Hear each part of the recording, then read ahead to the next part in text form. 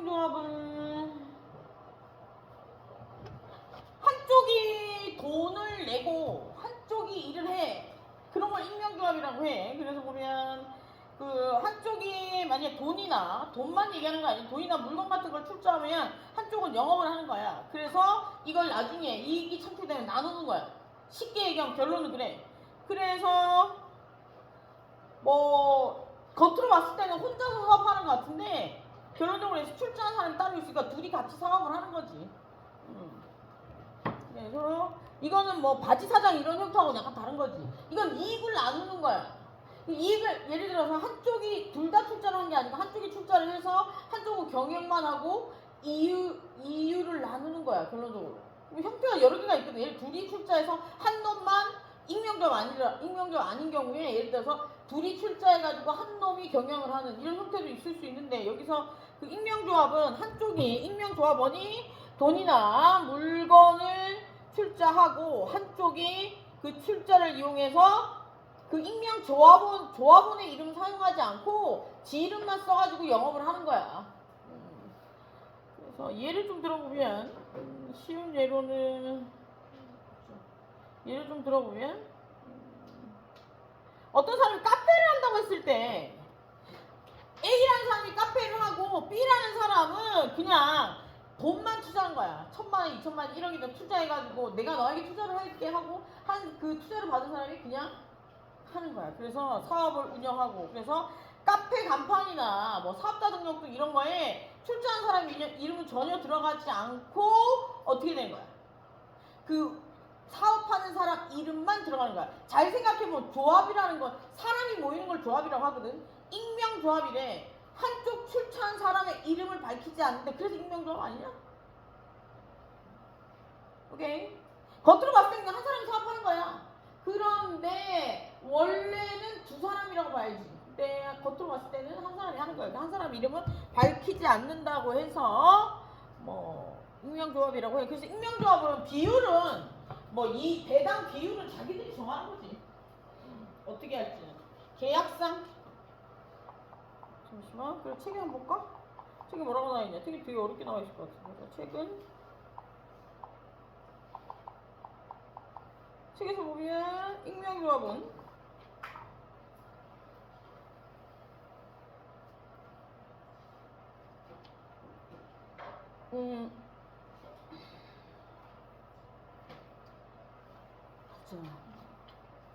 뭐지?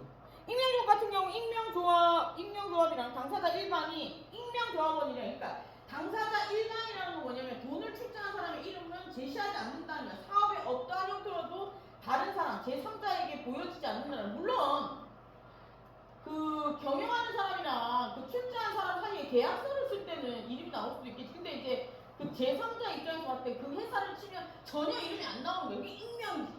익명조합원, 익명의 구성원. 얘가 누군지 몰라. 유령이야. 그래서 여기 보면 익명조합원이 상대방 영업자와 영업을 위해서 출자를 하고 그 영업에 대한 이익을 하는 것을 얘기합니다. 그래서 예를 들어서 익명조합이 자본력을 가진 사람과 경영력을 가진 사람이 돈을 가진 사람과 경영력을 가진 사람이 결합을 해서 하는 관계를 얘기한대. 별로 어렵지 않아, 그지? 그래서 여기 보면 내부관계 출자는 돈을 내는 걸 출자라고 하잖아. 출자는 어떻게 이루어진 익명조합의 출자는 보면 출자는 뭔가 투자하는 거잖아. 투자는 어떤 형태로 이루어지는 게 맞아? 돈만 있는 거야?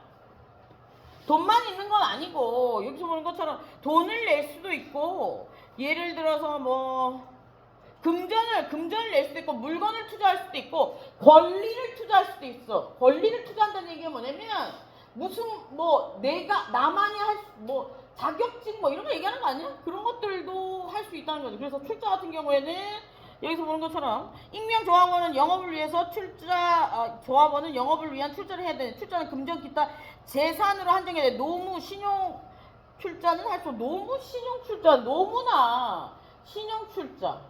노무는 자기가 일을 제공하는 거고 신용 출자는 예를 들어서 대출을 받아준다는 얘기 아니야. 대출을 받으면 그 회사에서 대출을 받았다고 하면 제3자에게 그게 공개가 되는 거잖아. 그러니까 익명조합원이 볼 수 없지 않을까? 그래서 그 얘기를 적어놓은 것 같고 그 정도만 알면 되지 않을까? 여기서 보면 익명조합은 출자의 형태는 뭐 돈만 되는 건 아니고 뭐 금전도 되고 물건도 되고 권리도 된다는 거. 그래서 출자를 할 때 익명조합 같은 경우에는 투자하는 사람의 이름이 전혀 나와서는 안 되는 거야. 그래서 신용투자는 안 되고 노무제공도 안 되는 거야. 노무제공을 하게 되면 그 사람이 일을 하는 거기 때문에 그 사람 이름 공개되는 거고, 그리고 신용투자 같은 경우에 투자이기 때문에 신용 대출 받는 거기 때문에 안 되나 보지. 신용출자 가장 대표적인 게 뭐 대출 아니겠어? 그래서 그 정도 알면 될 것 같다. 단순한 투자, 익명조합원 단순한 투자야. 영업의 주체가 될 수는 없다. 영업의 주체가 될 수 없다는 얘기는 뭐냐면 예를 들어서 그 회사에서 이름이 나오면 안 된다는 거야. 돈 투자한 사람은 전혀 이름이 나오면 안 돼. 그렇게 되면 다른 형태의 회사가 된단 말이야. 그래서 여기 출자에는 두 가지만 보면 될 것 같다. 출자 형태는 금전이나 일단 금전, 물건, 권리 이런 건 될 수 있고, 그리고 권리는 빼자. 물건, 금전 이런 거 될 수 있고, 너무 신용 출자는 안 되고, 요 정도 알고 있으면 될 것 같고, 그리고 그 다음으로는 익명조합원은 단순한 투자만 한다는 거. 요 정도 알고 있으면 될 것 같아. 그리고 영업의 진행. 그럼 뭐 하나 물어보자. 예를 들어서 내가 1,000만 원을 어떤 회사에 투자를 해서 익명조합원으로 투자를 했어. 그러면 그 1,000만 원을 어떻게 쓰든 나는 간섭을 할 수 있냐 없냐?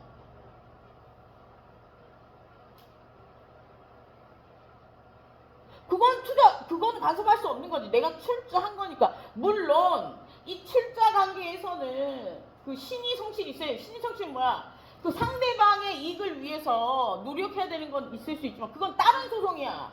뭔지 알겠지? 나는 이따 투자했으면 그럴 끝이라고. 근데 만약에 걔가 내가 투자한 돈으로 이상한 짓을 하는 것 같으면 소송을 걸어야 된다고. 오케이? 알아들었니? 야, 니 생각보다 되게 똑똑한가 보다. 그냥? 근데 인력조합이 막 주식을 투자하는 뭐 그런 거랑 다른 거야? 주식 투자? 주식 투자라는 게 뭐야? 주식은 주주잖아. 네네, 다른 거죠.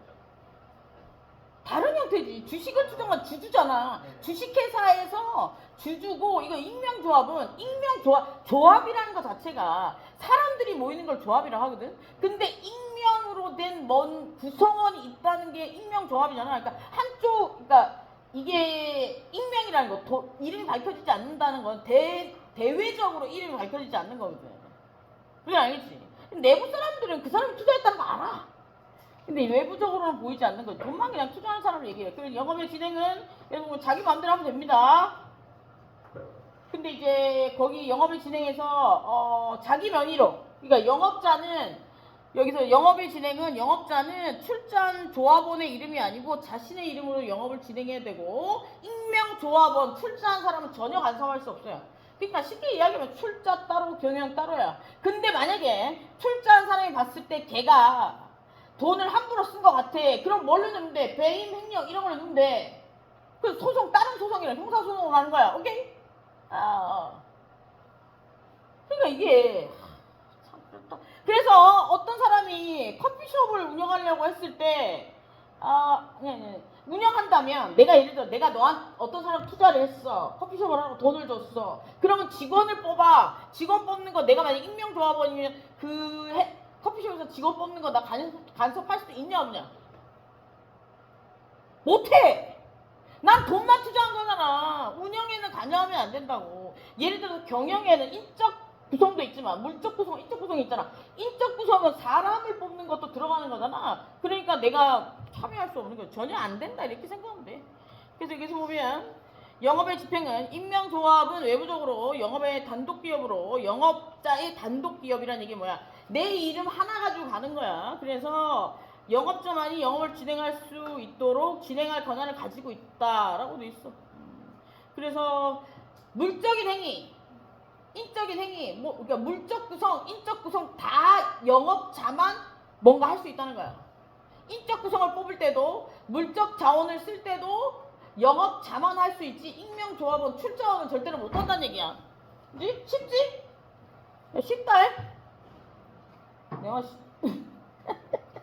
그래서 손익의 분배 어떻게 하면 되냐면 이익에 따라 달라질 수 있는데 여기서 보면 책부터 한번 볼까? 영업자는 조합원에게 영업으로 인한 이익을 분배할 책임이 있다. 그래서 익명조합은 자본금 제도가 인정되지 않으므로 여기서 이익이 순계산 증가액을 말한다. 그래서 쭉 넘어가서 익명조합원은 어떻게 하는 거야? 그러니까 이익은 계약에 따라서 분배한대. 이익은 그 계약서에 따라서 분배를 하는 거야. 그래서 그리고 손실이 나면 출자 한도 내에서 손실보상을 하는 거고, 투자금 이상, 이 얘기는 무슨 손실이 났다면 출자금 한도 내에서 부담한다는 얘기는 뭐냐면 내가 투자한 만큼만 잃고 끝나는 거야. 그리고 나머지 예를 들어 어떤 회사에서 내가 1억을 투자해서 회사를 차렸는데 그 회사가 망했어. 그럼 난 1억만 버리는 거야. 근데 그 회사가 망하면서 빚이 3억이 있었어. 그럼 나머지 2억이 되는 책임 아니고 2억은 경영자가 책임져야 되는 거야. 이게 뭐 그런 얘기들이 좀 적혀 있는 것 같다. 보자. 이게 책이 에이 공부도 하기 싫은데 자꾸 꺼지고 켜지고 그래. 그래서 이익분배 특이하게 없으면 출자의 비율에 의하고 이건 몰라도 될 것 같고. 그리고 익명조합원의 두 번째 보면 손실 부담은 익명조합원 필수요소가 그러나 다른 장점이 없으면 쭉 넘어가고. 이것도 뭐 별로 그렇게. 그러니까 결론적으로 손익의 분배는 계약에 따르고 그리고 손해가 나면 출자 범위 내에서만 책임을 지고 출자 범위가 넘어간 거에 대해서는 책임지지 않는다는 게 손익 분배야. 여기 적혀 있는 내용 머리 아프다. 그래서 카페 투자 내가 회사에 1,000,000원 투자했으면 회사가 망하면 1,000,000원 날아가는 거야. 1,000,000원 이상에 대해서는 난 책임지지 않는다는 거야. 오케이? 그럼 그거는 누가 책임질지 이제 뭔가 따져봐야 되겠지? 회사를. 그리고 다음에 지위 불량도라는 게 나오는데 익명조합원은 영업자의 동의 없이 지위를 넘길 수 없어. 조합원의 지위를 넘길 수 없다는 얘기는 무슨 얘기야? 만약 조합원의 지위라는 거, 익명조합원의 지위라는 거 뭔가 출자해서 이익이 나면 배당금을 돈을 받는 거잖아. 그걸 팔 수가 없다고. 오케이? 익명조합원은 예를 들어서 자기가 하기 싫으면 관두는 거에 다른 사람한테 넘길 수 없다는 거야. 양도 안 된다고. 그래서 어떤 사람이 내가 어떤 회사 익명조합원으로 투자를 했는데 이 지분은 너에게 팔게 이거 안 된다고. 익명조합원에서. 오케이. 그래서 근데 할 수 있는 방법이 있긴 해. 동의를 받으면 돼. 계약이잖아. 영업주와 사장, 그 영업을 하는 사장이랑 출자인은 계약을 한 거잖아. 그치? 계약을 했기 때문에 그 사람의 계약을 한 상대방의 동의가 있으면 넘길 수 있어. 근데 원칙은 안 된다는 거야. 동의 없이는 안 된다잖아. 그러니까 예를 들어 법조문이 익명조합원은 영업자의 동의 없이는 지위를 양도할 수 없다. 이게 원칙이야. 그런데 그러면 여기서 예외는 동의를 받는다면 어떻게 되냐. 동의를 받으면 넘길 수 있다는 거지. 어차피 제3자에게 뭔가 밖에서 내가 1억을 투자받아서 회사를 운영하고 있는데 그 회사가 만약에 밖에 있는 사람이랑 막 연결돼 있으면 그 사람은 지금 영업하고 있는 사람, 그 사람 이름을 알고 있는 거잖아. 출자한 사람의 이름을 알고 있는 건 아니잖아. 그러니까 안 어렵다, 그치? 그래서 보자. 시계는 지위 불량도라 되어 있어. 익명조합원 상호간의 인적 신뢰를 그 조합이라는 거 자체가 인적이 그 구성원들과 이렇게 사람이 모여서 하는 게 조합이잖아. 그래 특약이 없는 한 각 당사자의 지위를 타인에게 양도하지 못한다라고 되어 있어. 근데 특약이 뭐가 있냐면 동의 없이 양도할 수 없다라고 되어 있지만 그러면 동의 있으면 양도할 수 있냐 이때. 오케이. 그래서 동의를 받으면 계약이기 때문에 양도할 수 있다 이런 얘기고. 그다음에 외부관계. 익명조합원은 밖에서 제3자가 봤을 때 아무것도 아니야. 표시가 안 난다니까 아예. 그래서 외부관계에서 익명조합원은 아무것도 할 수 있는 게 없습니다. 저기 누구야? 영업자하고만 계약관계를 맺어진 거고 그렇게 내부에서 예를 들어서 그림을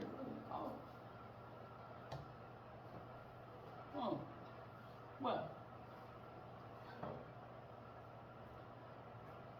여기 보면 뭐 A 얘가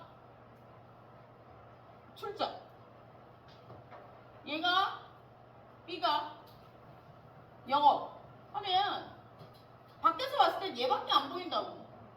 얘밖에 안 보이기 때문에 얘는 밖에 제3자하고 아무런 관련이 없어. 그러니까 내부 관계, 이 A랑 B 사이의 내부 관계에서 지들이 어떻게 계약서를 쓰느냐에 따라서 배분이나 이런 게 달라질 수 있겠지만 이 회사가 만약에 뭐 C라고 했을 때, C라는 회사라면 이 회사가, 이 단체가 제3자랑 뭔가 거래를 하면 제3자는 얘밖에 안 보인다고. 그지? 그렇기 때문에 상관없는 거야. 그래서 책임 그래서 내부 관계에서는 계약서에 따른 거, 외부 관계에서는 아무런 권리가 없고, 아무런 책임도 지지 않아. 아무런 권리가 없으니까 아무런 책임도 안 지는 거야. 권리가, 예를 들어서 권리가 아무것도 없으면 의무도 없는 거야. 책임이 의무잖아. 아무 책임도 질 필요가 없는 거야. 그러나 회사가 망해. 그럼 지가 투자한 거 날린다고. 그런 개념에서 주식이랑 비슷할 수도 있겠다. 우리가 이제 예를 들어서 빌려주는 거 있잖아. 자기 돈이 채권을 봐봐. 우리가 그 주식은 투자의 개념이고 채권은 빌려주는 거야. 우리가 주식도 살 수 있고 채권도 살 수 있거든. 어떤 회사가 내가 얘한테 가가지고 우리가 돈 좀 빌려줘 이렇게 해가지고 얘한테 가서 특정인을 지정해서 돈을 빌려갖고 오는 건 어음이야.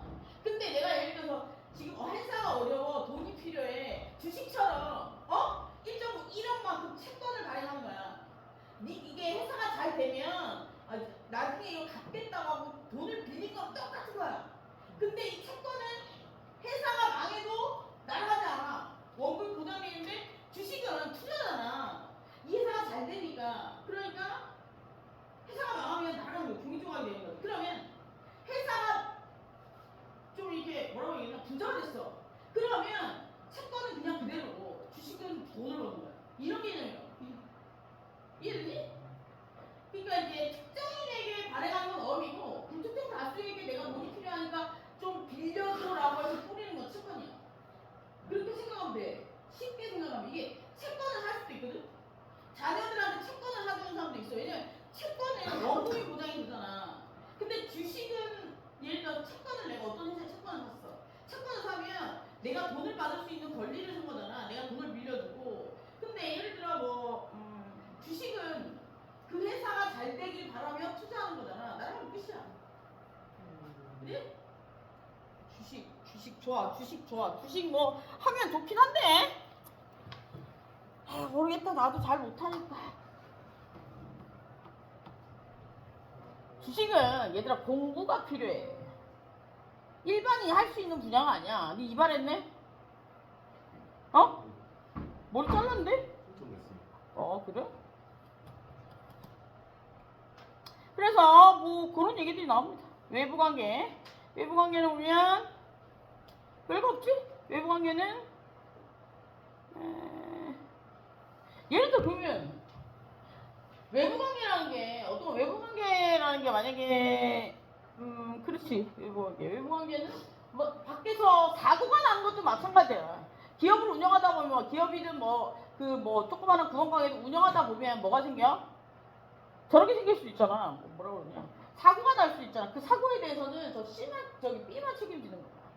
그런 이야기들 합니다. 손해배상 청구도 만약에 제3자는 만약에 C라는 회사로부터 문제가 손해가 발생했다면 손해배상 청구도 C 회사에게만 할 수 있다는 거야. B에게만 할 수 있다는 거지. 저 사람이 다 책임지는 거. 종료는 익명기업의 종료는 어떻게 되는 거야? 계약 기간이 만료되거나 계약서를 쓰잖아. 계약 기간 내가 언제까지 투자한다 뭐 이런 게 있을 거 아니야. 그 계약 기간이 만료되거나 아니면 영업이 끝나거나 회사가 없어지거나 아니면 당사자가 야 우리 그만하자 이거 해봤자 안 돼 뭐 이런 거 아니면 한쪽이 예를 들어 영업을 하는 사람이든 아니 투자를 하는 사람이든 죽어버렸어.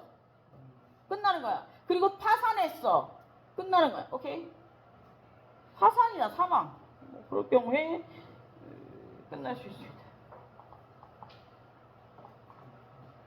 보자. 종료 뭐라고 나와 있나 보자. 익명조합은 계약이 일시적으로 종료 계약의 원인과 똑같다고 그러지. 그래서 존속기간의 만료, 계약기간의 만료라는 얘기지. 두 번째, 당사자의 합의에 의해서 합의에 의해서 해지할 수 있고, 그리고 세 번째 영업 뭐야 이거?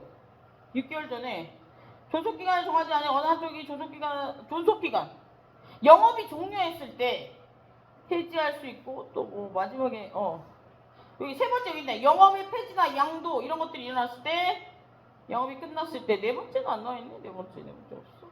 네 번째는 일방이 파산하거나 한쪽이 파산을 하거나 한쪽이 죽어버리거나. 오케이. 그러면 이거는 조합은 인적 구성원이기 때문에 없어지는 거야. 오케이. 쉽지? 그 다음에 합자이사 보자. 합자이사는 어떤 형태를 합자이사라고 하냐면 어디냐 그 상법 86조에 나와 있지. 합자이사 86조에 나와 있는데 보자. 합자이사는 업무를 수행하는 조합원, 그리고 투자만 하는 조합원, 이렇게 투자만 하는 조합원 이렇게 두 가지로 구성되어 있대. 그래서 그 위에 익명조합이랑 차이점은 뭐냐면 동업이야. 투자한 사람 유한책임 조합원이라는 게 뭐냐면, 내가 투자한 만큼만 책임지는 사람을 유한책임 조합원이라고 하는데, 그 사람과 투자한 사람과 영업하는 사람이 있는 건 똑같은데, 익명조합이랑 차이점은 뭐냐면, 겉에서 봤을 때 두 사람이 보이는 거야. 얘는 동업으로 보이는 거야. 익명조합은 한 명이야. 다른 건 다 똑같아. 아까 전에 익명조합에서 어떻게 했냐? 출자한 만큼만 책임진다고 그랬잖아. 여기 그 합자조합도 내가 출자한 만큼만 책임지는 거야. 유한책임 조합원이니까. 만약에 이게 무한책임 조합원이면, 무한책임이니까 회사가 터트린 만큼 다 책임지는 거야. 내가 출자한 액수가 1억인데 만약에 회사가 터트리고 보니까 3억이야. 그럼 3억을 다 책임지는 게 무한책임 조합원이고, 유한책임 조합원은 내가 1억 투자해서 1억으로 끝나는 거야. 1억 날리는 걸로. 그래서 투자자를 보호하기 위한 동업의 형태라고 볼 수 있겠다. 그러니까 투자자를 익명조합보다는 조금 더 구체적이고, 익명조합보다는 투자자를 숨기는 게 아니기 때문에 투자자를 보호하는 개념이 크겠지. 예를 들어서 내가 만약에 어떤 회사에 뭔가를 투자하거나, 예를 들어서 뭔가 일을 하거나 그러면 한 사람 이름을 내주면 그 사람에 대해서만 생각하겠지만, 두 사람의 이름이 다 나와 있으면 두 사람에 대해 다 생각하겠지. 투자자 입장에서도 생각해보고. 그렇게 차이점은 투자자를 밖으로 내느냐 안 내느냐 그거야. 그래서 보자.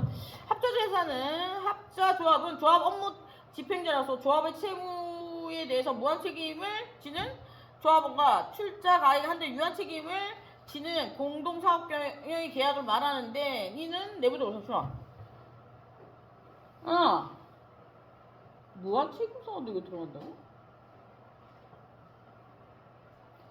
그래서 여기서 보면 이는 내부적으로 조합의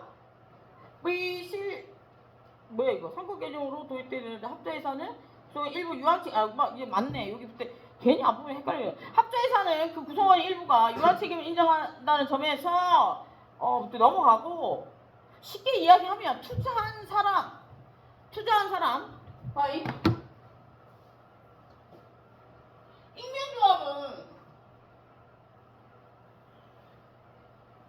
투자자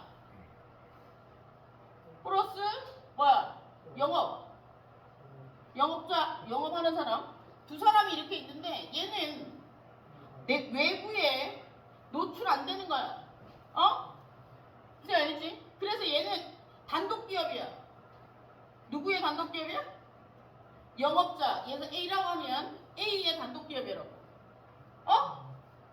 무슨 알겠지? 그래서 만약에 이게 회사가 망하면 투자자는 자기가 투자한 출자액만큼만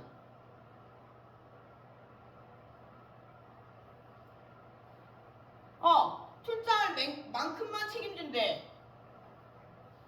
요렇고, 예를 들어 합자회사는 조합은 이것도 조합이잖아.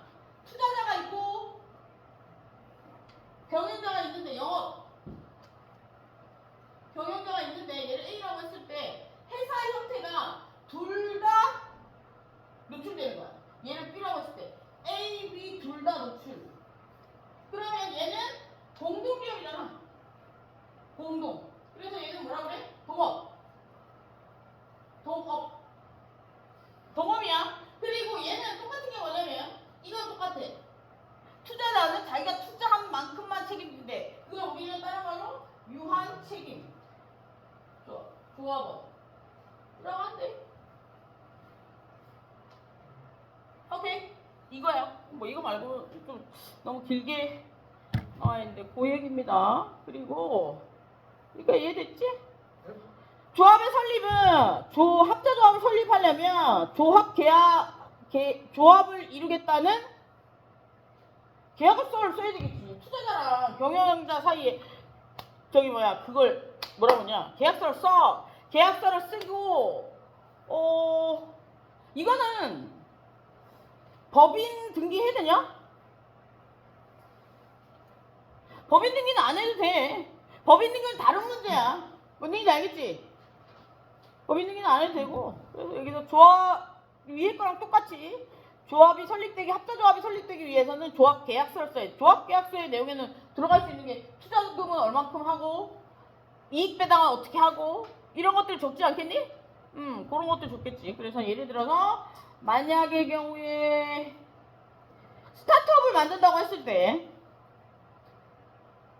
이런 거야. 스타트업을 해. 예를 들어 내가 소프트웨어 스타트업을 하는데 어떤 사람이 투자를 했어. 그런데 투자한 사람이 돈만 주면 익명조합인 거고, 그 만약에 스타트업을 하는데 돈을 투자했어. 돈을 투자했는데 걔가 경영에까지 관여하게 되면 합자 조합인 거야. 근데 이걸 등기를 하게 되면 회사로 바뀌는 거야. 그러니까 등기는 다른 문제라고. 일단 등기는 빼고 그 사람 예를 들어서 내가 스타트업을 만들고 싶어. 근데 출자를 받아야 될 거 아니야. 근데 출자를 받아서 어떤 사람이 그냥 돈만 투자하고 그래 경영은 전혀 관여하지 않겠다 그러면 익명조합이야. 그지? 근데 만약에 경영에 참여하게 되면 협조조합인데 뒤에 회사 등기나 이런 것들은 나중에 다른 문제라고. 그냥 알겠지? 그러니까 예를 들어서 이런 거야. 회사를 법인으로 등록했다는 얘기는 뭐냐면 이런 거지. 내가 일을 할 때 내 이름으로 하는 게 아니고 내 회사 이름으로 일을 하는 거기 때문에 또 다른 문제라고. 그러니까 지금 현재는 내 이름으로 경영자 이름으로 모든 것들을 다 처리할 때를 얘기하는 거야. 근데 만약에 그 회사가 등기가 되어버리면 법인으로 등기가 되어버리면 회사 이름으로 계약서를 쓰고 회사 이름으로 모든 것들을 하는 거야. 약간 달라. 무슨 알겠지? 이 지금 익명조합이랑 합자조합은 그 경영자 이름으로 하는 거야. 법은 등기가 안 되어 있는 형태를 얘기하는 거야. 그리고 합자조합의 법률관계.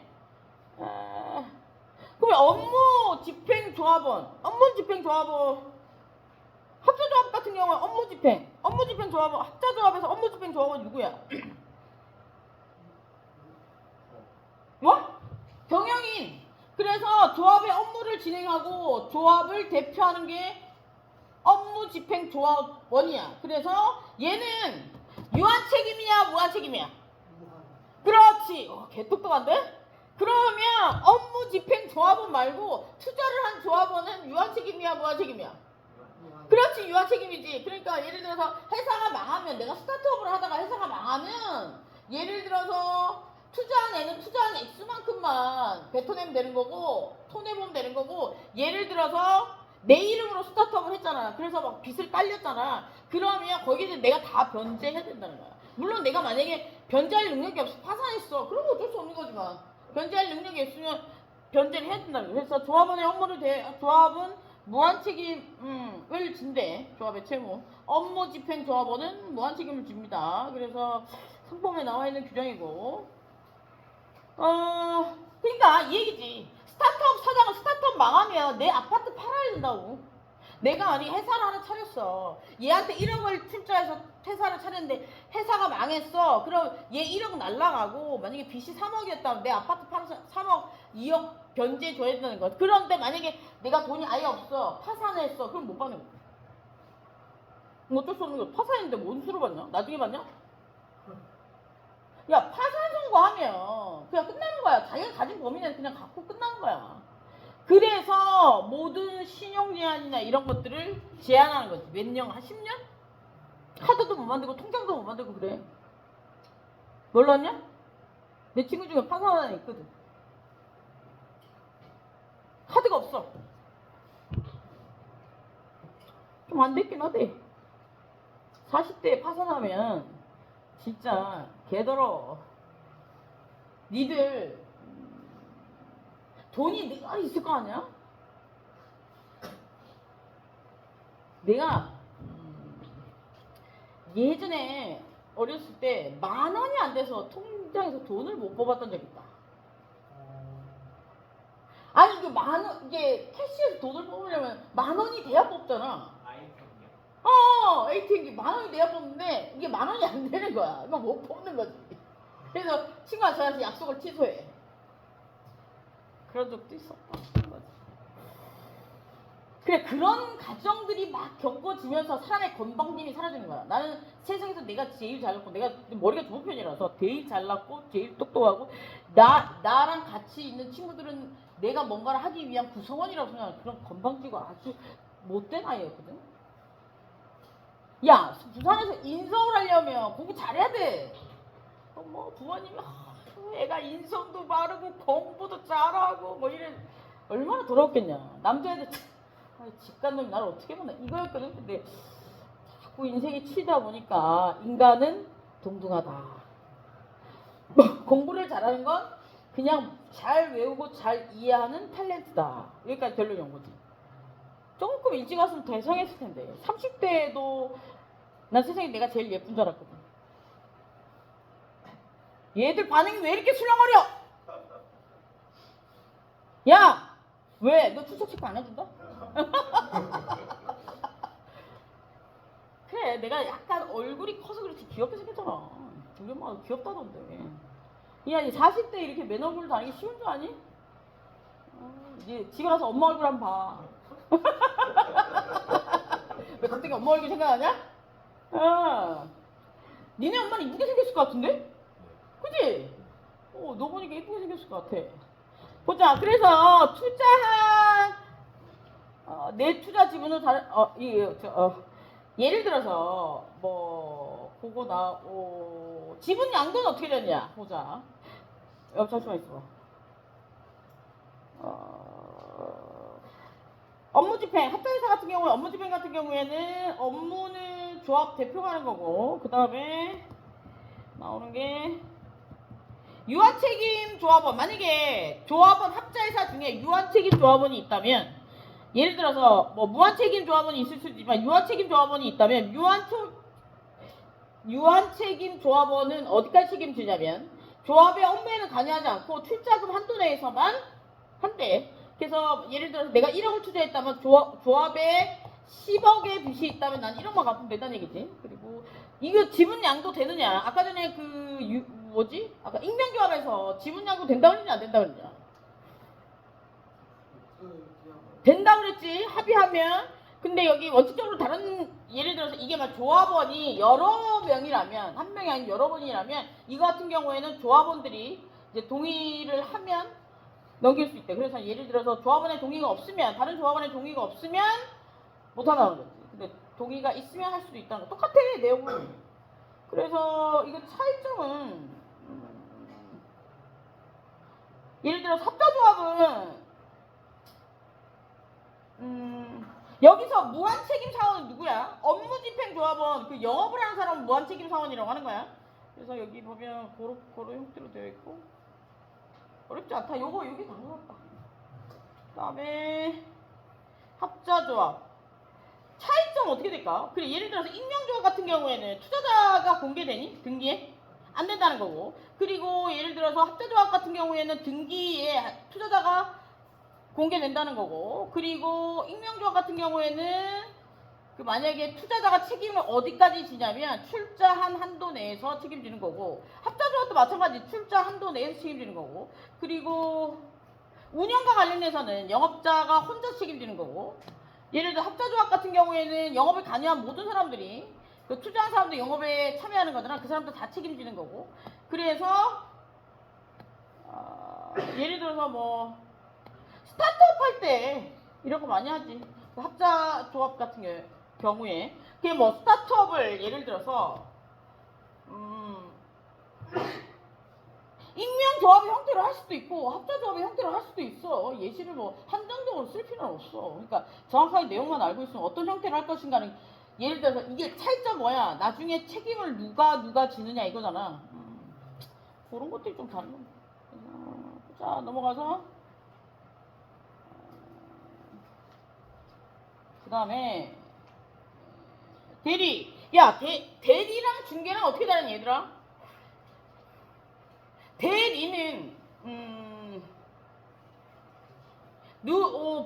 어떤 사람의 일을 대신해 주는 거다. 대리. 그러니까 대리는 어떤 것도 있을까? 대신해 주는 거니까 변호사 이런 사람들이 대리겠지. 중개는 예를 들어서 세 사람이 있는데 내가 일을 못해서 얘한테 맡겨가지고 얘가 나가가지고 둘이서 계약한 게 대리야.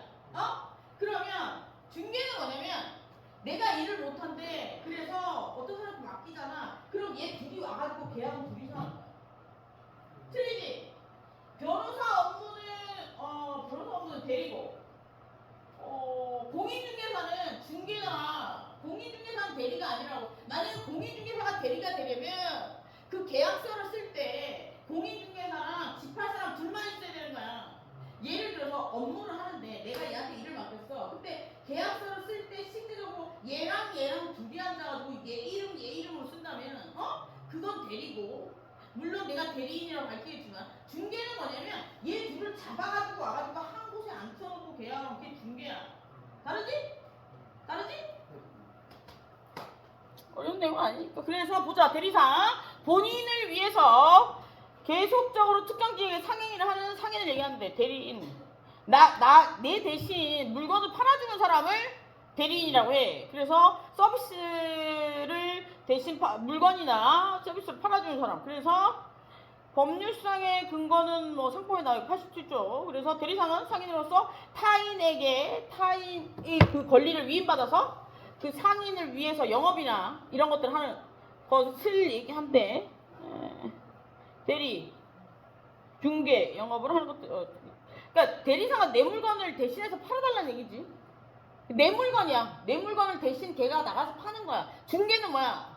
물건을 팔 수 있는 자리를 마련해 주는 거야. 이해되니? 오케이. 그래서 그럼 삼성전자나 뭐 LG전자, 뭐 애플 대리점 이런 것들은, 애플은 파는 물건 그 업장은 예를 들어 삼성전자 업장, LG전자 업장 이런데 파는 데는 중개야 대리야? 대리잖아. 그지? 대신 팔아주는 거야. 삼성 이름으로 팔아주는 거잖아. 대신 팔고 고객을 응대하는 거. 이게 대리상이야. 그래서 야, 계약서 본 적 있냐? 계약서는 뭐라고 적어? 야, 우리가 만약에 물건을 살 때, 내가 만약에 냉장고를 샀어. 그러면 계약서를 쓰잖아. 그지? 냉장고 샀다는 계약서 쓰니? 쓰지? 그리고 보내달라고 하지. 그지? 그때 삼성전자잖아. 그 판 아이의 이름이 들어가는 게 아니잖아. 그지? 대리야. 그지? 근데 걔가 직접적으로 그 삼성전자에서 나오는 게 아니니까 걔가 삼성전자 이름을 달고 영업을 한 거잖아. 그지? 그리고 중개를 하게 된다면 그 삼성전자에서 나와야겠지 이렇게? 근데 똑같은 형태이긴 한데 우리가 쓰지 않는 형태잖아. 그래서 대리상과 본인 간의 관계. 대리상이 꼭 해야 되는 일이 있어. 첫 번째, 통지 의무가 있대. 대리상과 본인은 누구야? 원래 업무를 해야 되는 영업인 삼성전자. 그리고 대리상은 누구야? 삼성전자 대리점이야. 그럼 그렇게 생각해서 통지 의무, 대리상의 통지 의무 뭐가 있냐면, 거래 상황에서 문제가 생기면 누구에게 보고해야 돼? 삼성전자 본인에게 꼭 보고를 해야 되는 거 통지 의무가 있어. 만약 예를 들어서 문제가 생기지 않더라도 늘 보고해야 돼. 계약을 했으면 삼성전자에 오더를 넣어야 돼, 안 돼? 계약서를 넣어야 돼, 안 넣어야 돼? 예를 들어서 대리점에서 물건을 해가지고 계약서를 썼는데 삼성전자에 서류를 안 넣고 어떻게 했냐면 예를 들어서 싸게 파는데 가서 지가 멋대로 계약을 했으면 안 된다는 거야. 그러니까 뭔가 내가 대리하는 행위에 변화가 생기면 나에게 대리권을 준 원래 본인에게 삼성전자에게 이야기를 해야 된다는 거야. 그래서 통지 의무야 그게. 그래서 거래 상황을 본인에게 성실하게 보고해야 된다. 예를 들어서 고객과 계약을 체결했다면 바로 그 내용을 알려줘야 된다는 거지. 안 알려주면 어떻게 되는 거야? 범죄다. 그럼 뭐 아니야. 배임. 이거 똑똑. 현이 은근 똑똑한 배임이다. 오케이. 그래서 경업 금지 의무는 뭐야? 예를 들어서 타 경쟁 업체에 가서 근무하면 되냐 안 되냐? 야, 삼성전자에서 근무하는 놈이 LG전자 가서 대리점 가서 근무하면 돼 안 돼? 애플 파는 놈이 삼성전자에 나와서 근무하면 안 되지. 그래서 여기 보면 본인의 허락 없이 그 계약한 그 본인의 허락 없이 다른 경영업체에서 대리상을 할 수 없다. 예를 들어서 뭐 현대자동차에 근무하는 사람이 동시 기아자동차에 근무하면 안 되는데 요즘에는 이거 다 하는 보험 같은 경우에 조금 보험은 요즘에 합쳐서 하는 경우가 있지? 그지? 그거는 자기들이 간에 합의가 이루어진 거겠지, 그지? 오케이. 보험은 우리가 왜 전부 통합해가지고 파는 보험 대리 하는 사람들 있잖아. 아줌마들 있잖아. 내가 안 그래도 보험 하나 속혀갖고 팔아가지고 너무 보험료가 비싸가지고 한 달만 내고 안 내고 있어. 필요할 것 같긴 한데 보험료가 너무 비싸. 분위기 알지? 근데 지금 당장 필요 없을 것 같아. 그래서 일단 보험을 일단 죽이고 필요할 때 나는 아직 건강하니까 내년쯤 다시 살리려고. 왜?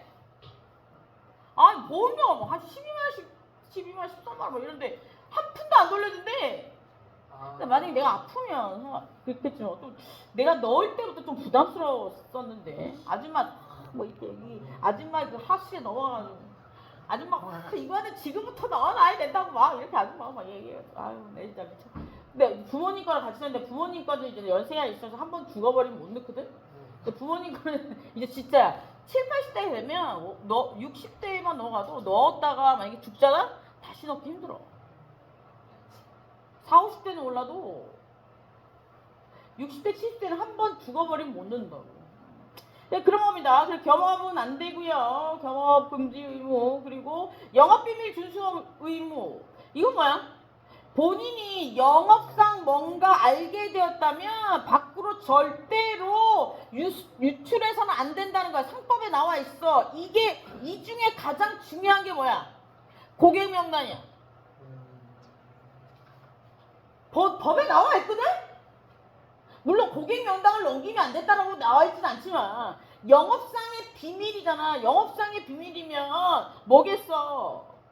그 회사에 뭐 예를 들어서 가격이나 이런 뭐 그런 것들 그리고 고객 명단 이런 것들 이게 비밀 아니야. 아니면 제품의 뭐 산업 스파 이런 그 산업상의 비밀 이런 것들을 하면 안 된다는 거야. 누설하면 안 된다는 거야. 당연한 거지. 비밀 줄 수. 그리고 대리상이 이런 의무들을 해줬다면 어떤 권리를 청구할 수 있느냐? 대리사항이 본인을 상대로 청구할 수 있는 게 뭐야? 돈이야. 보수 이랬으니까 돈 달라고 해서 보수 청구권. 대리사항은 거래를 성사시키고 나면 보수를 청구할 수 있대. 그래서 예를 들어서 뭐 계약서 쓰기 나름인데 통상적으로 5% 정도 5, 6% 주지 않냐? 5에서 10 물건 팔면 통상적으로 일정 비율 뭐 모르겠어 어느 정도 받는지 그 계약서에 따라 다르겠지만 그래서 보수 청구권이 생길 수 있고요. 그 다음에 이건 상법에 보수 청구권이 있다라고 89조에 나와 있고 유치권은 뭐야? 유치한 권리야? 가지고 있을 수 있는 권리야. 그래서 본인으로부터 받은 서류를 보수를 받기 전까지 서류나 물건 이런 것들을 만약에 서류나 물건 같은 게 있었어. 근데 얘가 돈으로 안 줘. 보수로 안 준단 말이야. 대리행위를 했는데 그러면 대리상이 대신 물건이나 예를 들어 이런 거지. 예를 들어서 서류는 그렇다 치고 이해하기 쉽게 삼성전자 대리점에서 냉장고 10대가 있었어. 10대가 있었는데 한 개를 팔았는데 그 냉장고도 사오는 거네. 사오는 거라서 어떻게 예를 들어야 돼? 물건이나 서류 그 사람이 내가 돈을 지불하지 않고 외상으로 가져오나? 예를 들어 대리점에서 이제 일괄 계산, 상호 계산하니까 가지고 왔어. 물건을 가지고 왔는데 물건 하나 팔았는데 저쪽에서 내 보수를 주지 않는다면 내가 가지고 있는 물건을 담보로 잡아놓을 수 있다 이런 거야. 서류를 담보로 잡아놓거나 뭐 이런 얘기인 것 같아. 그래서 유치권은 모든 계약에서 유치권을 행사할 수 있지. 오케이. 그리고 보상 청구권. 대리상이 계약을 할 때 노력으로 얻은 이건 뭐야? 공로에 대한 보상. 보상 청구권이니까. 예를 들어서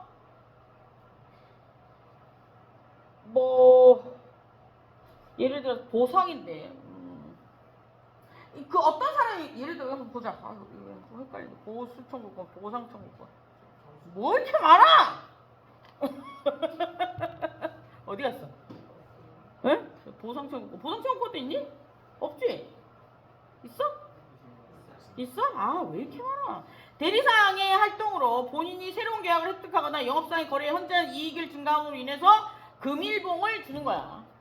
상당한 보상금을 줄 수 있다는 거지. 그래서 예를 들어서 대리상이 만약에 새 거래처를 뚫었다든지 뭐 이렇게 되면 그 대리상이 한 공로에 대해서 보상을 청구할 수 있다는 거야. 그래서 요즘에 뭐 회사 같은 데 이래가지고 뭐 잘하면 상여금 주고 이러잖아.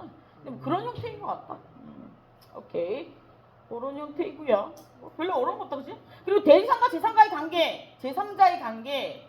그러면 예를 들어서 대리상은 본인을 위해서 거래를 대리하거나 중개할 수 있는데 만약에 대리의 형태였다면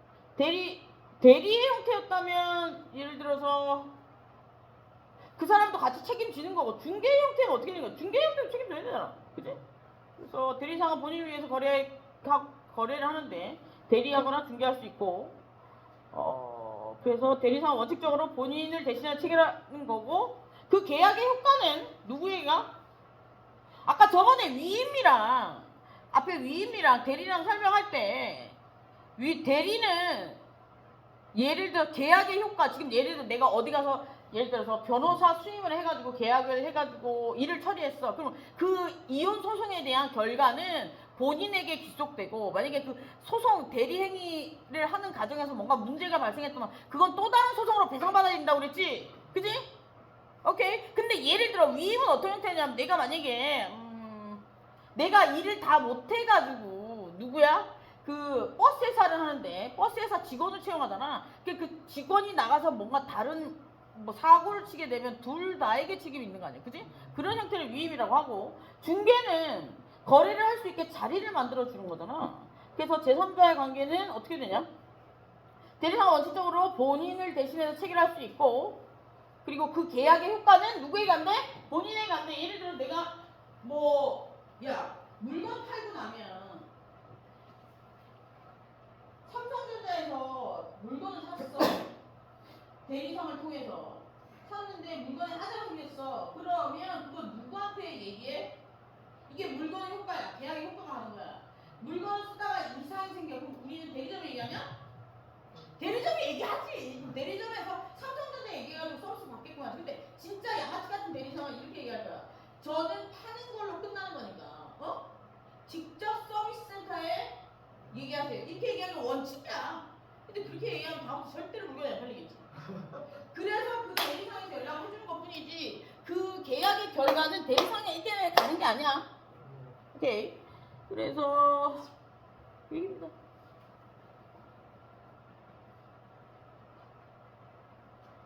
대리계약의 종류는 어떻게 되냐? 기간이 만료되거나 일방 당사자 쪽이 한쪽이 만약에 해지하고 당사자 일방이 해지하고자 하면 해지할 수 있고 그리고 본인이나 대리상이 사망하거나 법인이 없어지거나 해산되거나 이런 경우 그리고 정당한 이익이 있는 경우에 즉시 해지할 수 있다고 되어 있는데 정당한 이익이 있다는 얘기는 뭐 어떤 거야?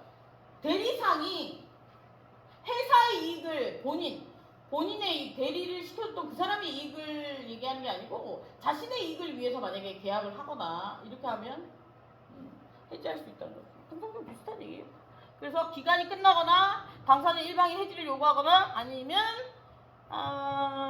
그 계약을 했던 본인이나 대리상이 죽거나 파산하거나 법인이 없어지거나 그리고 기타 정당한 이유가 있으면 대리상이 본인의 이익을 하는 게 아니고 다른 사람의 이익을 위해서 뭔가 한다면 뭐 할 수 있다 뭐 이런 뜻이겠죠. 대리계약 됐지? 대리 쉬었다 자.